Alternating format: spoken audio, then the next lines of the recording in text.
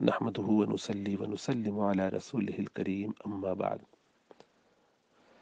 یہ سوال کہ اس کی کیا حکمت ہے کہ شریعت میں اگر کسی شخص نے کوئی گھر خرید لیا ہو اور ارادہ یہ ہو کہ اس کو مستقبل میں بیچے گا اور زیادہ پیسہ کمائے گا، گویا انویسٹمنٹ کی نیت سے گھر لیا، تو اس پر ہر سال اسے زکوٰۃ دینی ہے، اور جتنی اس کی قیمت ہوگی زکوٰۃ کے وقت میں اس پر زکوٰۃ دینی ہے۔ مثلا 1 لاکھ کا لیا تھا وہ گھر، اور 2-3 سال کے بعد یا ہر سال اس کی قیمت بڑھتے بڑھتے بالآخر 5 لاکھ ہو گئی، تو اب 5 لاکھ پہ زکوٰۃ دے گا۔ اگلے سال اگر 10 ہو گئی تو 10 پہ دے گا۔ تو قیمت بڑھتی جائے گی، یا جو بھی اس کی قیمت ہوگی ہر سال اس کے حساب سے 2.5% زکوٰۃ دیتا رہے گا۔ اس کے مقابلے میں دوسرا شخص ہے، اس نے وہ گھر خریدا اور کرائے پہ چڑھا دیا۔ اب کرائے پہ چڑھانے کی وجہ سے یہ جو گھر ہے اس کی اگر قیمت مثال کے طور پہ 5 لاکھ تھی تو اس پر کوئی زکوٰۃ نہیں، جبکہ اس پر جو کرایہ آ رہا ہے اس پر زکوٰۃ ہوگی، وہ بھی سال گزرنے کے بعد۔ مثلا روزانہ یعنی ہر ماہ 10,000 روپے آ رہے تھے، 12,000 روپے آئے، اگر 12,000 روپے بچے استعمال نہیں ہوئے، کھا پی نہیں لیے گئے، تو 12,000 پر زکوٰۃ ہے کل۔ 5 لاکھ پہ کوئی زکوٰۃ نہیں جو اس کی ویلیو ہے، اور 12,000 میں سے بھی صرف 2.5% زکوٰۃ، باقی جیب میں۔ اور اگر سارے استعمال ہو گئے تو کوئی زکوٰۃ نہیں۔ تو بظاہر ایسا لگتا ہے کہ جو گھر کرائے پہ آ کے کما کے دے رہا ہے اس پر زکوٰۃ نہیں ہے، اس پر مزید پیسہ بھی مل رہا ہے، گھر کی ویلیو بھی بڑھ رہی ہے۔ اور اس کے برعکس دوسرے جگہ گھر خالی لیا ہوا، اس پہ کچھ مل بھی نہیں رہا لیکن زکوٰۃ دینی پڑ رہی پوری ویلیو پر۔ تو عموماً یہ اشکال کیا جاتا ہے یا سوال کیا جاتا ہے کہ ایسا کیوں ہے۔ تو اس میں بنیادی بات اگر سمجھ میں آئے تو انشاءاللہ تعالی مسئلہ سمجھنا آسان ہو جائے گا، اور وہ یہ کہ شریعت کا منشا یہ ہے کہ لوگ مال کو جمع کر کے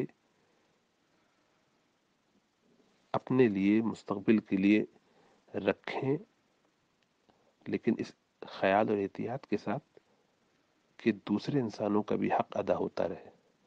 ورنہ تو یہ ہوگا کہ اگر کسی شہر یا کسی ملک میں 100 رئیس ہیں اور باقی 900 غریب لوگ ہیں، تو یہ سارے 100 لوگ پورے ملک کی زمین کو خرید کے اپنے پاس رکھ لیں گے، اور اس کھکھیڑ میں نہیں پڑیں گے کہ کون کسی کو دے۔ مصیبت ہے مینٹیننس اس کی، کرایہ داروں کو سمجھانا، ان کی مشکلات، ان کے تقاضے اور ان کی طرف سے گھر کو خراب کرنا، یہ ساری تکلیفیں، رونا دھونا، کبھی وہ کرایہ دینے میں تاخیر کرے، کبھی گھر میں ٹوٹ پھوٹ ہو جائے، تو یہ اچھی خاصی ہیڈیک اور ٹینشن ہے۔ اس سے جان چھڑاؤ، زمینیں اپنے نام پہ جمع کرتے جاؤ، اور اس پر محل تعمیر کرنا جب دل چاہے، اور زکوٰۃ بھی نہیں بن رہی۔ اگر یہ رکھا جاتا تو امیر سے امیر تر ہوتا چلا جاتا، اور بیچارے غریب لوگوں کے لیے زندگی عذاب ہو جاتی، کیونکہ وہ اپنی زمین کو کرائے پر تو کوئی دینا نہ چاہے گا، کیونکہ اس میں گھر کا نقصان ہے، گھر کی مینٹیننس خراب ہوتی ہے، گھر کی شو خراب ہوتی ہے، اور ظاہر بات اس پہ اخراجات بھی ہوتے ہیں۔ اس کے مقابلے میں شریعت نے یہ قانون رکھا، اور شریعت کا مزاج یہ ہے کہ لوگ ایک دوسرے کی مدد کریں۔ تو اب آپ اپنا گھر جس میں آپ خود نہیں رہ رہے اور آپ کے پاس اتنا پیسہ تھا، آپ نے وہ خرید لیا ہے، تو کسی دوسرے انسان کے فائدے میں آ جائے، کسی دوسرے انسان کی ضرورت پوری ہو جائے۔ جب آپ نے کسی کی ضرورت پوری کی تو گویا آپ بھی اب ایک خدمت کرنے والے، ثواب کمانے والے، اپنی چیز میں کسی کو شیئر، حصہ دینے والے ہو گئے۔ تو ظاہر بات ہے جب آپ اچھا کام کریں گے تو اس کا اچھا بدلہ ملنا چاہیے۔ کہ اب آپ باقاعدہ اس سسٹم کا حصہ ہیں جس میں لوگوں کی آپ مدد کر رہے ہیں. تو اگر آپ کو یہ ریبیٹ دیا بھی جا رہا ہے تو آپ ڈیزرو کرتے ہیں، کیونکہ آپ اچھے ہیں، اچھے لوگوں میں ہیں. آپ سینت سینت کے اپنا مال جمع کر کر کے اپنی تجوریاں بھرنے کا مزاج نہیں رکھتے کہ خوب زمینیں جمع کی جائے اور غریبوں کو نہ اس پہ رہنے دیا جائے، ان کے لیے کوئی جگہ چھوڑی نہ جائے. تو ہجرت کر کے کہاں جائیں گے، کہاں رہیں گے؟ تو اگر یہ لاجک سمجھ میں آ جائے تو آدمی اش کرے اٹھے اور اللہ کا شکر ادا کرے. ورنہ یہ دنیا کے 2-3-4% لوگ پوری زمین کو کھا جاتے اور انسان جو ہے تڑپتا رہ جاتا، کوئی کسی کو کرائے کی جگہ نہ دیتا. یا تو حکومتوں کی ذمہ داری ہوتی تو وہ یہ کرتے، مجبوری ہوتی قانونی طور پر. ورنہ آپ دیکھیے ہمارے ملکوں میں اب بھی جہاں پر ڈنڈے کا زور ہے اور جنہیں آخرت کی فکر نہیں ہے، ایک عرصے تک اور ابھی بھی آج کل بھی جھگیوں میں لوگ رہتے ہیں.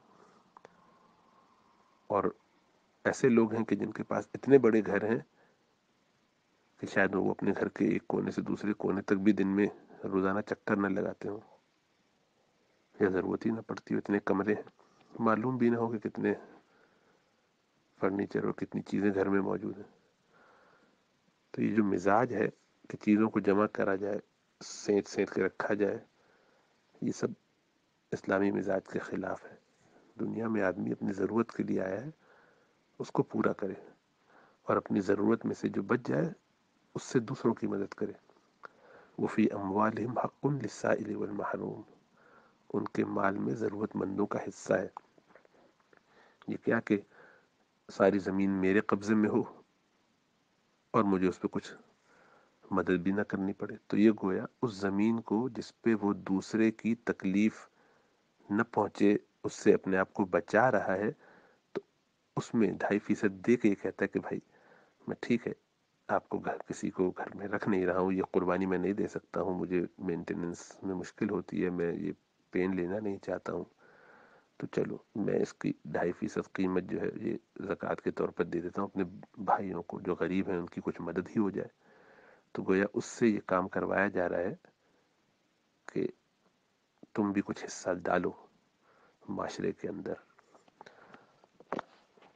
اس طریقے سے ایک بیلنس کیا جاتا ہے تاکہ سسٹم خراب نہ ہو. ورنہ تو حال یہی ہوگا کہ سارے سیٹ بنے رہیں گے زمین اپنے اپنے قبضے میں رکھ کے، اور آپ ادھر سے گزر بھی نہیں سکیں گے. اللہ اپنا فضل فرمائے.